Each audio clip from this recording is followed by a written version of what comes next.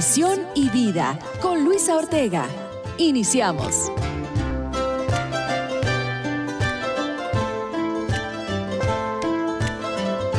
7:08 de la mañana, muy buenos días, bienvenido a tu programa Nutrición y Vida, tu espacio en el que todos los días estamos dedicados a ayudarte a resolver tus dudas de nutrición. El día de hoy, como todas las mañanas, tenemos dedicado para ti el programa hablando de un tema en miércoles que tiene que ver con emociones. Hoy vamos a hablar específicamente de la ansiedad. Querida amiga conocida yo sé que de varios radioescuchas, y su relación específicamente con la obesidad. El día de hoy vamos a platicar acerca de este tema tan interesante, y si te interesa comunicarte con nosotros, recuerda que lo puedes hacer a través de los teléfonos en cabina 31 22 11 90, 36 47 18 83. Mensajes por celular, escribe la palabra XEBBB, deja un espacio, escribe tu mensaje y mándalo al 30-500. Puedes mandarnos un WhatsApp, ya tengo yo la pantalla abierta y ya está Rosy Muñoz con el teléfono en las manos. Teléfono 333-822-3208. Puedes seguirnos a través de Facebook en Mujer El Sexto Sentido o a través de Twitter en Radio Mujer 1040, en el Twitter del programa en Nutrición Vida 1. Puedes escucharnos desde cualquier parte marcando el teléfono 89 927 466 65 a través de Audio Now y descargar la aplicación móvil para escuchar Radio Mujer hoy en tu dispositivo Android de manera gratuita a través de Google Play. Y platicarles pues que el día de hoy vamos a tener, a partir del segundo bloque, al doctor Osvaldo Briceño. Él es psiquiatra. Él trabaja en el Centro de Atención Integral del Paciente con Diabetes en el Instituto Nacional de Ciencias Médicas y Nutrición. Con mucha frecuencia la diabetes está relacionada al sobrepeso o algún grado de obesidad. Por eso es que el doctor va a estar platicándonos acerca de este tema tan interesante. Y bueno, darle las gracias a todos los que participaron por la promoción de la página web para llevarse el libro Quémalo. La ganadora es Patricia Esparza Godínez, muchísimas felicidades. Y esta semana tenemos de regalo para ti el libro Adiós a la decepción.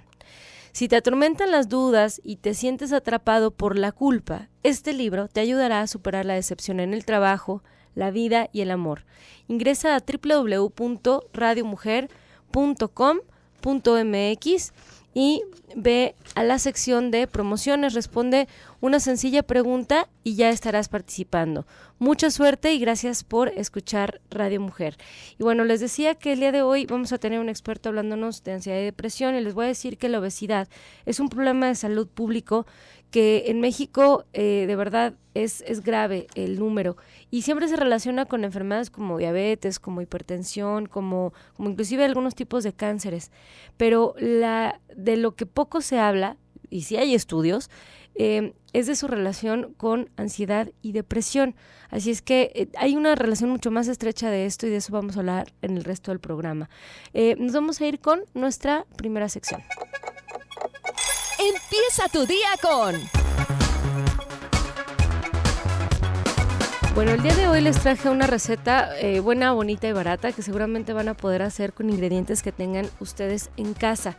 Quiero dar las gracias a mi queridísima colega Cecilia Pérez Ochoa. Ella es licenciada en nutrición y experta en pacientes de seguimiento bariátrico que han tenido pues cirugías de modificación de intestino por alguna razón, y ella publica de manera muy puntual en sus redes sociales recetas deliciosas. Y ayer publicó unas tortitas que de verdad la foto está espectacular, que están muy sencillas. Se llaman tortitas verdes. Y estas tortitas verdes llevan una taza de pollo deshebrado, de preferencia que sea pechuga, o sea, algo que pueda ser maleable, una taza de espinaca, que si tú no tienes espinacas y en casa tienes, por ejemplo, acelgas, o a lo mejor nada más tienes perejil, o cualquier hierbita verde, lo puedes utilizar. Puedes utilizar una pieza de huevo o 2 claras, lo que tú consideres que te viene mejor en cuanto a sabor. Cebolla finamente picada, pimiento finamente picado, 2 cucharadas de cilantro finamente picados Y para todos aquellos que necesitan comer cereales en la mañana, por ejemplo, o a la hora de la comida o en el tiempo de comida que decidan incluirlo, la avena podemos poner 3 cucharadas de avena integral. Si estás llevando una dieta baja en carbohidratos o con modificación de los cereales, no la incluyas. Sal y pimienta al gusto. ¿Qué vamos a hacer? Como paso número 1, vamos a mezclar todos los alimentos puede ser el procesador de alimentos, que sería lo más fácil, pero también podrías ponerlos en la licuadora. Hay que dar la forma de las tortitas con las manos, o sea, se hace una especie como de pasta que vamos a poder moldear con nuestras manos. Se coloca en un sartén un poquito de aceite, ya sea de aguacate o nada, si tienes un buen teflón, o si no, los puedes meter al horno. Unos 10 minutos de un lado, las volteas, y unos 5 minutos del otro lado, y listo. Eso lo puedes acompañar con cualquier ensalada. Bien, así es que el día de hoy platicando con el doctor Osvaldo Briceño, psiquiatra, sobre la ansiedad y la obesidad. Quédense con nosotros, estás en el 1040 de AM en Radio Mujer, Austin. Recuerda que nos escuchas a través del 95.1 de FM. Regresamos.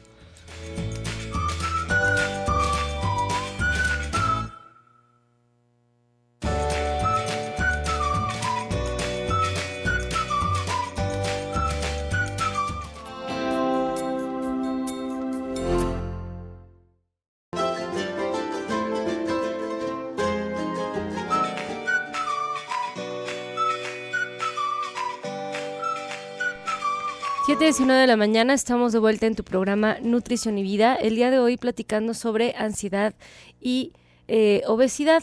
Vamos a estar platicando con el doctor Osvaldo Briceño. Él es psiquiatra y trabaja en el Centro de Atención Integral del Paciente con Diabetes en el Instituto Nacional de Ciencias Médicas y Nutrición.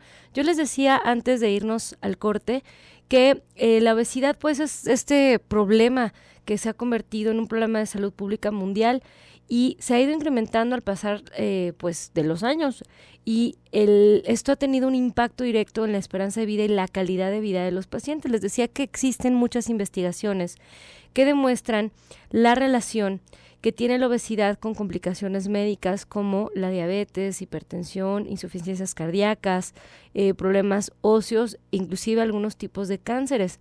Sin embargo, poco se sabe sobre la relación que tiene esta enfermedad y los problemas psicológicos como la depresión, la ansiedad, el autoconcepto, la personalidad, las psicopatologías. Sumado a esto, hay varios institutos de salud que han demostrado que la obesidad genera un efecto desfavorable en la relación de la enorme carga psicológica en términos de sufrimiento dado por las consecuencias psicosociales que conlleva, y también por el seguimiento de dietas y ciclos de pérdida, recuperación de peso que podían conllevar a consecuencias pues psicopatológicas, ¿no? O sea, vivo como en esta especie de círculo vicioso en el que subo, bajo, no funciona, vuelvo a estar donde estaba. Y bueno, se han realizado varios estudios sobre la obesidad, la depresión en hombres, en mujeres y en adolescentes. Dentro de lo que podemos observar en estos estudios, una de las cosas que llama la atención es que en las mujeres específicamente, cuando el índice de masa corporal es más alto, según estos estudios, los síntomas depresivos son más, digamos que están más presentes que en los hombres. En los hombres, por ejemplo, cuando hay obesidad, lleva a que en más de un año, o sea, después de un año, empiezan a presentar los síntomas depresivos. Pero vamos a dejar que el experto nos platique acerca de esto. Doctor, muy buenos días, ¿cómo está? Hola, ¿qué tal? Buenos días. Gracias por invitarme nuevamente. No, pues un placer, y de verdad muchísimas gracias por haber aceptado la llamada esta mañana. Y bueno, yo les decía a los radioescuchas que bueno, que ya hay estudios acerca de esto de la relación de la ansiedad en el paciente que está viviendo con obesidad, y les mencionaba que hay ciertos estudios que hablan acerca de que puede ser que esté más presente en mujeres que en hombres. ¿Qué opinión tiene usted de esto, doctor?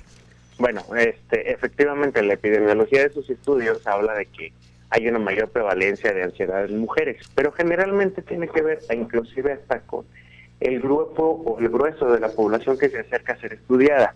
Realmente, por ejemplo, hemos encontrado en algunas circunstancias a que el hombre presenta un patrón o una conducta de comer por ansiedad. En muchas ocasiones un tanto frecuente equiparablemente con la mujer, nada más que, insisto, son menos estudiados, eso es lo que muchas veces sucede. Ok, o sea, hay menos, tienen menos el visor encima, ¿no? Exactamente. Correcto. Bien, doctor, y bueno, creo que lo principal sería empezar definiendo la ansiedad. ¿Cómo podemos hablar de la ansiedad? Hay varios trastornos o hay varias condiciones psiquiátricas que se asocian a ansiedad. Entonces la cuestión o lo principal que podríamos definir, ¿sí?, es como este espectro de características que pueden acompañar a un paciente ansioso, que pueden ser la inquietud, la irritabilidad, el pensamiento catastrófico, la anticipación, en las alteraciones del sueño, etcétera, ¿no? Muchas veces esta ansiedad tiene que ver con dos circunstancias distintas. Puede ser con un estado o puede ser con un rasgo. ¿A qué me refiero? Un estado como tal ya sería la presencia de un trastorno mental, digamos, bien instalado, que genera una disfunción en el paciente y en la interacción que tiene con su entorno en los diversos ámbitos. Ajá. Un rasgo, por el contrario, es como un patrón de comportamiento persistente a lo largo de toda la vida del paciente que le caracteriza, ¿sí? Okay. Tenemos, por ejemplo, a un grupo, digamos, o un clúster, le llamamos nosotros, de trastornos de personalidad, en el que se llama precisamente así, trastornos, el clúster se denomina como de los ansiosos o temerosos, ¿sí?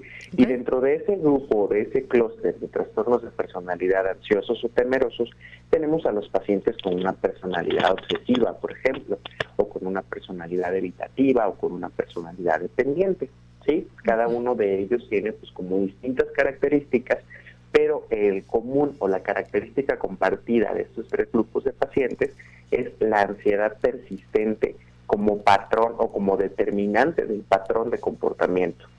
Correcto. Y entonces las características de esta ansiedad son justo lo que mencionaba, los pensamientos catastróficos, la irritabilidad, la anticipación y los trastornos del sueño.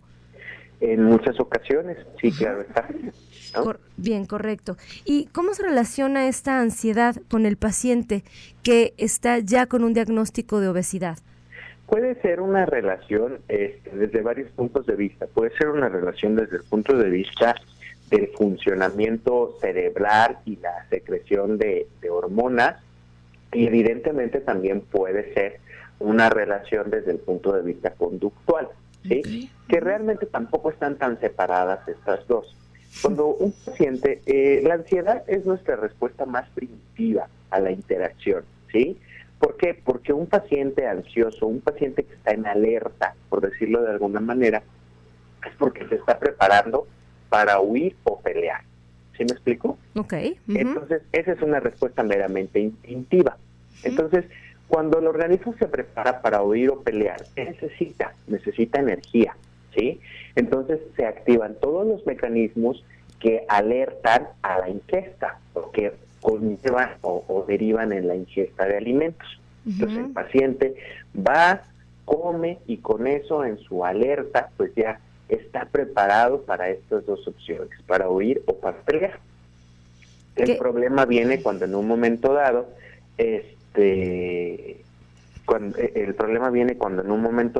imagínate que esa alerta se encuentra prendida permanentemente.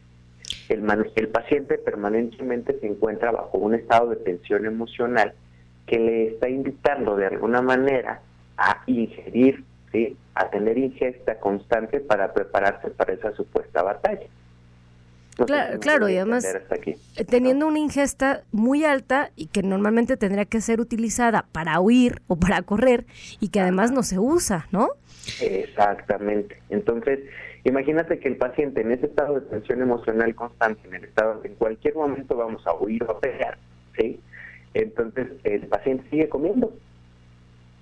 Qué interesante, además. Sigue comiendo, y eso es lo que muchas veces pasa cuando aparentemente comemos por ansiedad, ¿no?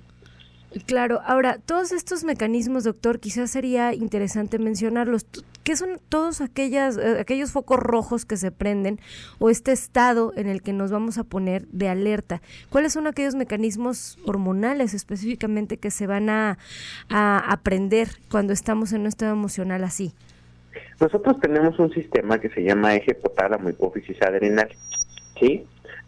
Desde el nombre suena como muy extraño, pero por explicarlo de una manera sencilla, hay algunas reacciones en nuestro cerebro que van a estimular a otras áreas de nuestro cuerpo, ¿sí? A secretar ciertas hormonas. En este caso en particular, por ejemplo, podemos hablar, no sé, de la adrenalina, ¿sí? Cuando ese eje se activa, ese eje a nivel cerebral se activa, manda una señal donde dice que es necesario la adrenalina para preparar al organismo, ¿sí? La adrenalina, por ejemplo, lo que hace es mantener inclusive los niveles elevados de glucosa en sangre. ¿Por qué? Porque, insisto, estamos preparándonos para huir o para pelear. Y aquí, por ejemplo, te puedo mencionar cómo está esta misma asociación con la diabetes. Uh-huh. ¿Sí? De cómo es que si aumentamos nuestra secreción de adrenalina al estar en un estado de tensión emocional constante, ¿sí? Y la adrenalina es una sustancia que mantiene la glucosa en la sangre, pues entonces ahí tenemos el porqué de algunos pacientes modelo, es decir, que se cuidan en alimentación, toman los medicamentos, hacen ejercicio, no funcionan ante todas estas medidas por ese estado de tensión emocional constante y por lo que conlleva fisiológicamente hablando ese estado de tensión emocional constante. Correcto. Nos quedamos con este dato, doctor, y regresando al corte me gustaría que nos siguiera platicando acerca de esto, porque de hecho cuando hacemos los monitoreos continuos de glucosa podemos observar cómo las emociones, dependiendo, varía mucho en hombres y en mujeres, pero cómo van a alterar los niveles de glucosa en sangre precisamente por un mal manejo de algunas emociones. Quédense con nosotros, estamos platicando acerca de la ansiedad y obesidad con el doctor Osvaldo Briceño, el psiquiatra y colaborador del programa. Quédate con nosotros, estás en el 1040 de AM. Regresamos.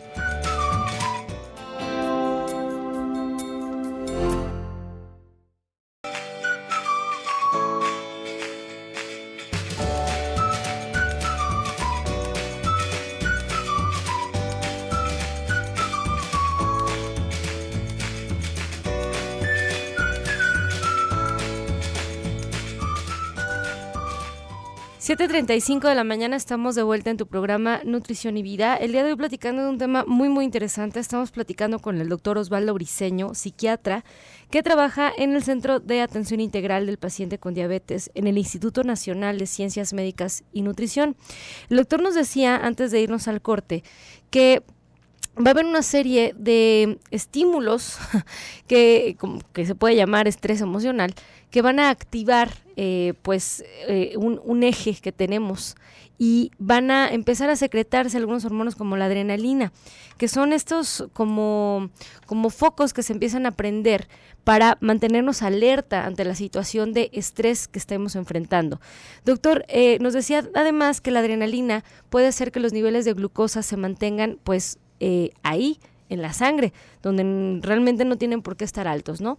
Y puede ser una de las razones por las cuales los pacientes que viven con diabetes pues no mejoren sus condiciones o sus números de glucemia, a pesar de que estén llevando el medicamento, a pesar de que estén llevando su modificación de la dieta y a pesar de que estén llevando, por ejemplo, pues la modificación del estilo de vida, ¿no? ¿Qué más nos puede platicar acerca de esto? ¿Qué otras hormonas van a estar implicadas además de la adrenalina? ¿Ahí no se escucha? ¿No está escuchando el doctor? Bien, ok. Bien, pues vamos a seguir platicando.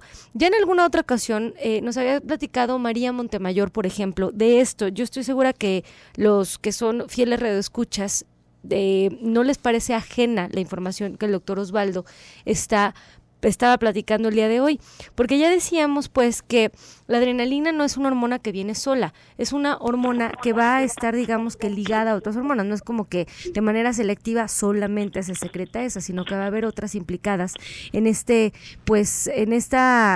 digamos que conducta que empezamos a tener o esta respuesta que tenemos ante el estrés. Doctor, ¿qué otras hormonas van a estar implicadas en esta respuesta de estrés? Otras que están implicadas son, por ejemplo, la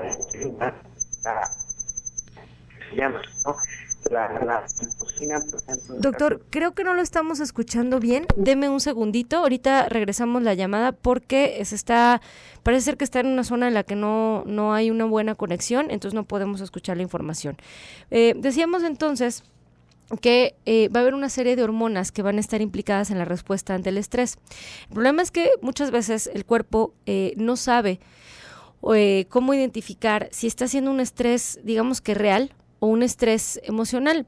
¿A qué me refiero con esto? Muchas veces cuando, por ejemplo, chocamos, pues por supuesto que tenemos una respuesta ante ese estímulo, es un choque y tengo que responder. Salen las hormonas del estrés que tienen una única función en nuestro cuerpo, que es mantenernos vivos. Por ejemplo, bien decía el doctor, la adrenalina, que es para, digamos que mantener los niveles de glucosa estables y prepararnos para lo que venga, ¿no? Bien, doctor, ¿qué otras hormonas van a estar implicadas en esta respuesta del estrés? Hay otras hormonas, como te comentaba, como la adipocina, ¿sí? Que en muchas ocasiones también está mediada por situaciones de ansiedad. Otras tantas es la adipocina, por ejemplo, que en el caso del exceso de glucosa actúa también generando el acúmulo de grasa, ¿no? Y que en presencia de estrés estas adipocinas se hacen, digamos, como hiperfuncionantes, por explicarlo de una manera sencilla. Uh-huh.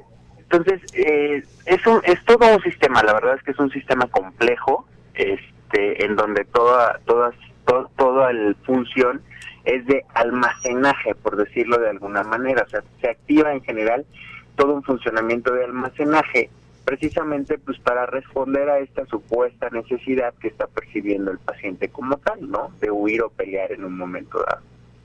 Bien, entonces va a haber una activación no solo de una, sino de varias hormonas. Son muchísimas. Muchísimas. Uh-huh. Sí, y todas están... Todo un sistema. Uh-huh.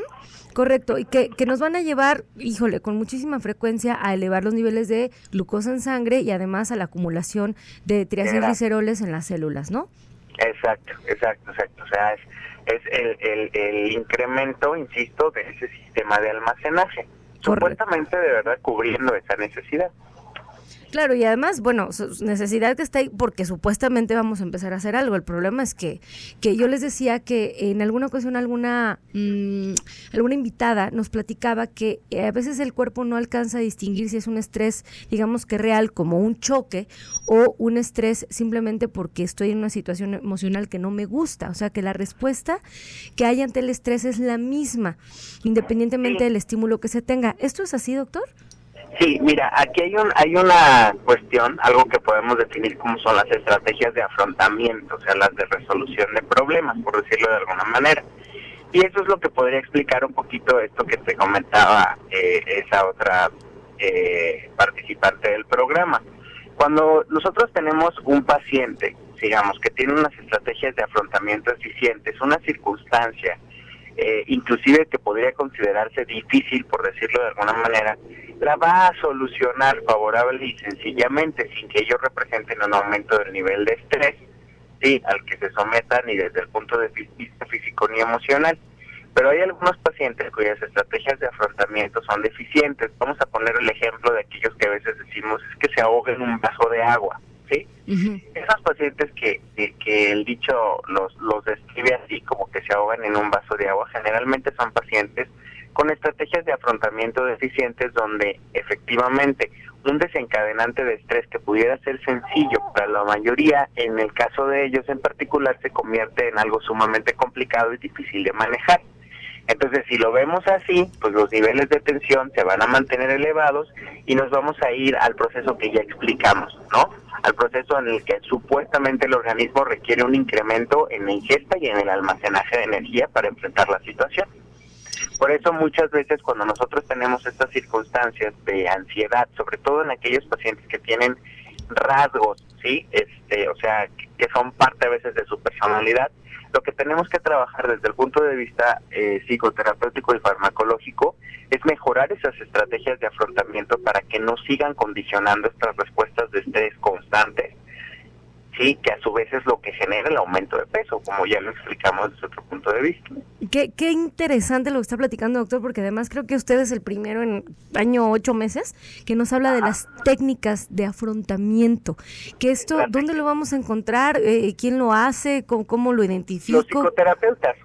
Fíjense, nosotros tenemos como, digamos, desde el punto de vista cognitivo y desde el punto de vista conductual, una estrategia de afrontamiento, ¿no? Por ejemplo, una estrategia cognitiva sería el hecho de decir, bueno, tengo un problema tal, y cognitivamente hablando yo busco una solución, busco una resolución del problema, veo mis opciones, planteo mis estrategias y lo voy a resolver, ¿no? Eso es desde el punto de vista cognitivo. Desde el punto de vista conductual, pues sería dónde voy a encontrar esas estrategias y dónde voy a encontrar esas soluciones, ¿sí? Ustedes estarán de acuerdo conmigo que hay pacientes en los que de repente se presenta un problema y no sabe realmente qué tipo de estrategias puede utilizar, mucho menos a dónde se va a acercar a buscarlas. Claro. ¿Sí?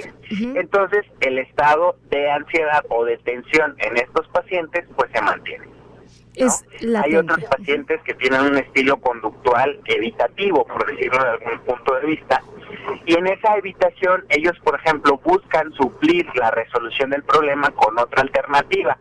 Muchos pacientes recurren a la comida como estrategia de resolución. Que es muy común encontrarlo, ¿no? O sea, es algo que inclusive desde pequeños nos han enseñado a hacer, ¿no? Ajá. Es inclusive hasta premio, ¿no? ¿Qué otro tipo de estilo de conducta hay además del evitativo? Pues el de acercamiento, ¿no? El de visualizo el problema y me acerco a resolverlo. Okay. ¿Sí? Generalmente podrían ser como las dos subclasificaciones. Ok, o lo evito o lo enfrento, ¿sí lo estoy entendiendo bien? Exactamente. Bien, y a partir de decidir evitarlo o enfrentarlo, es que se desencadenan otra serie de estilos, tanto desde el punto de vista, insisto, cognitivo, es decir, de cómo pensamos, y conductual, es decir, de cómo actuamos. Nos quedamos con esto, doctor. Quédese con nosotros, vamos a llegar al último bloque de nuestro programa.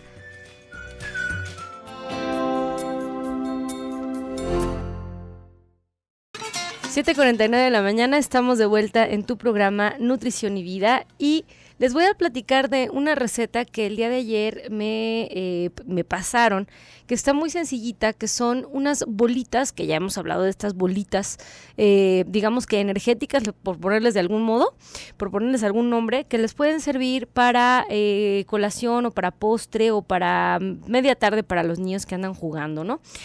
Son unas bolitas que vamos a usar, que vamos a hacer con nuez picada. Pueden ser como lo granulosito que queda de las nueces. Vamos a utilizar avena. Vamos a utilizar también, pueden ser almendras. Y vamos a utilizar algún edulcorante, el que tú tengas, puede ser una stevia. Recuerda que tienes que buscar que tu stevia no tenga dextrosa en la etiqueta, tienes que leerlo, ni dextrosa ni azúcar, que sea pura stevia. Si la encuentras orgánica es una buena idea. Y vamos a poder hacer estas bolitas con, podemos utilizar un poco de un chorritititito pequeño de leche para hacer la mezcla, hacer las bolitas, y las podemos meter en el refri para que se mantengan frías y mantengan su forma. Bien, vamos a seguir hablando del tema, vamos a seguir hablando de ansiedad y obesidad con el doctor Osvaldo Briceño, psiquiatra, que nos estaba platicando antes de irnos al corte de ese tema tan interesante que son las técnicas de afrontamiento, que los pacientes pues a veces tienen, digamos que de manera un poco pobre, por así llamarlo, ¿no? Doctor, ¿quiere decir que si se fortalecen las técnicas de afrontamiento de los pacientes, la ansiedad puede bajar? Por supuesto, porque finalmente si hay una mejor respuesta al estímulo, si hay una mejor resolución de eso que está causando el conflicto intrapsíquico, pues obviamente esto va a disminuir la ansiedad, porque ya no se vive como un evento tan amenazante, o se vive, si bien como un evento amenazante, un evento que tiene solución. Claro, y entonces empieza a no evitarlo y a concentrarse en la comida, sino a empezar a enfrentarlo. Exacto. Por ejemplo, pasa mucho con la misma diabetes como tal, ¿sí? Un paciente que tiene recientemente el diagnóstico de diabetes puede prenderse, digámoslo así, esa ansiedad por ese reciente diagnóstico. y o una de dos, puede acercarse a buscar un tratamiento, a buscar un médico, a buscar el apoyo, o puede resultar todo lo contrario, ¿no? Puede evitarlo, puede llorar, o puede clavarse solo en llorar, porque digo, es habitual que tengamos un proceso de duelo ante un diagnóstico de pérdida de la salud, pero ahí es donde va a estribar esa diferencia, ¿sí? En el hecho de decir, bueno, me acerco a buscar ayuda, me acerco a buscar el apoyo, me acerco a buscar la información que necesito y evidentemente pues apegarme a un tratamiento, o evito el tema, o lloro, o catastrofizo desde un inicio y me quedo inmóvil ante la situación. Correcto. Bien, doctor, tiene varias dudas del público. Por aquí nos dice, buenos días, tengo una vecinita que tiene 12 años y pesa como 100 kilos. Dice, sus papás están muy complicados, no le hacen caso por tener que atender otras situaciones y pregunta que a dónde recurren, que qué pueden hacer. ¿Cuál sería su recomendación? Aquí hay varias cosas que evaluar. La obesidad tiene que ser evaluada desde un punto de vista integral, ¿sí? Al igual que otros padecimientos crónicos degenerativos como la diabetes o la hipertensión arterial. Por ejemplo, aquí habría que ver si no hay una condición médica que esté condicionando ese peso en esa niña, o si bien esa condición médica está presente, pero a la vez está presente con una comorbilidad de ansiedad asociada. Escucho por ahí un poquito esto de que la familia pues atiende a otras necesidades o a otras circunstancias. Probablemente eso no sea más que un síntoma de que algo está faltando en esa interacción padres e hijos, ¿no? Claro, entonces la recomendación ahí sería pues buscar ayuda. Yo te decía que en el Hospital Civil tienen un programa. Pensaría en un programa, insisto, de atención que tenga un manejo integral, o sea, que tenga, no sé, psicólogo, por lo menos, nutriólogo, etcétera, ¿no? Bien, muchas gracias, doctor. Otra de las dudas nos dice por aquí Sandra Echegaray, dice, mi hija tiene obesidad. Dice, sé que en mi parte, que es parte mía en parte, porque fui mamá sola y estuve ausente, lo reconozco, y está muy irritada conmigo, dice que ella sabrá cuándo se trata y cuándo diga. Dice que siente que no la quiero cuando le digo que baje de peso. ¿Qué puede hacer? Híjole, lo que pasa es que me acabas de describir una dinámica súper complicada. Sí. Una dinámica en la que es probable que inclusive, si por ejemplo ella está haciendo esa observación de baja de peso, la hija lo esté tomando como agresión, y si de alguna manera le reclama que no estuvo, eso se esté convirtiendo como en ese círculo vicioso. Sí, me estoy aventurando mucho. Sí, claro. Esa puede ser una de las razones, ¿no? Pero entonces ahí sí me está hablando de que hay que buscar una ayuda más especializada. Casi siempre lo que funciona, y eso sí lo hemos hablado ya desde otro punto de vista o cuando hemos hablado de diabetes, es que un acercamiento de esa naturaleza siempre tiene que ser desde un punto de vista empático. Verdaderamente hay que tratar de ponerse en los zapatos del otro en la medida de lo posible. ¿Para qué? Por principio de cuentas, para que esa observación, que podría ser una excelente ayuda, pues, o una excelente observación, no se convierta en una agresión.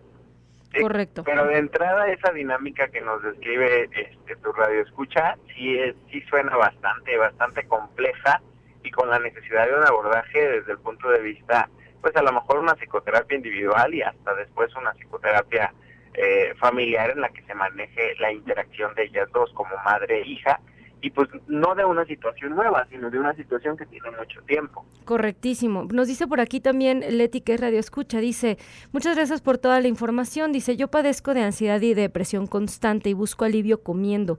Por favor, díganme qué puedo hacer para controlarme.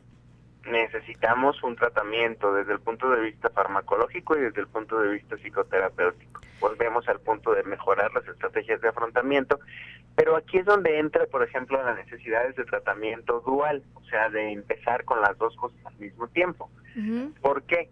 Porque, por ejemplo, si nosotros tenemos un paciente cuya ansiedad tiene su génesis precisamente en el difícil manejo de las situaciones, pues no va a haber farmacia que nos alcance, porque nunca va a mejorar la manera en la que afronta esas situaciones. ¿Sí me doy a entender? Correctísimo. Entonces, aquí tenemos que apoyarnos inicialmente con un fármaco. ¿Por qué? Porque muchas veces también ya un estado de ansiedad crónica ya modificó nuestra forma de ver las circunstancias significativamente. Entonces, hasta que no entre un fármaco a mediar un poquito, el paciente no va a ser capaz de poner sobre la mesa la forma en la que visualiza las cosas. Correcto. Desde Estados Unidos le preguntan, doctor, dice, yo me estreso fácilmente, ¿qué puedo hacer para evitarlo? Vivo con prediabetes y tengo hígado graso y ahora estoy con problemas de riñón. ¿Le preocupa pues que esto sea uno de los factores que está haciendo que no mejore su condición de salud? Definitivamente es probable que sí esté siendo uno de los factores, ¿sí? Aquí, bueno, no nos da como mucho detalle de qué clase de circunstancias son las que lo estresan de esa manera, si es el trabajo, si es la dinámica de familia, si es la dinámica de pareja, pero en todas y en cada una de ellas puede haber como cierto punto gatillo o detonante que hay que buscarlo. Muchas veces tardamos en identificar cuál es nuestro principal problema o cuál es la génesis de nuestro problema, ¿sí? Entonces, aquí yo lo que de entrada le sugeriría a tu radioescucha es poner mucha atención a qué clase de cosas es la que está generando ese estrés, cuáles son los condicionantes y después, una vez identificados los condicionantes, pues enfocarnos en trabajar en ellos, identificar si, como ya dijimos, necesitamos mejorar esas estrategias de afrontamiento. Correcto. Doctor, por aquí nos están mandando también información acerca de un artículo que dice la grelina, la hormona que cura la ansiedad para la comida. ¿Qué puede mencionarnos? Nos quedan como unos segunditos nada más del programa. Es otra de las hormonas implicadas, ¿sí? O sea, volvemos a lo que te comentaba, es todo un sistema, no es como dependiente solamente de un par de cosas, es todo un sistema. Correcto, que quizás podemos platicar con usted un tema completo, quizás un programa completo acerca de esta hormona tan interesante que vive en relación con otras, ¿no? Que es, digamos, parte del sistema.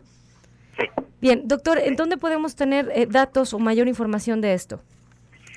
Mira, yo creo que se puede buscar tanto en internet o en alguna otra área. Ajá.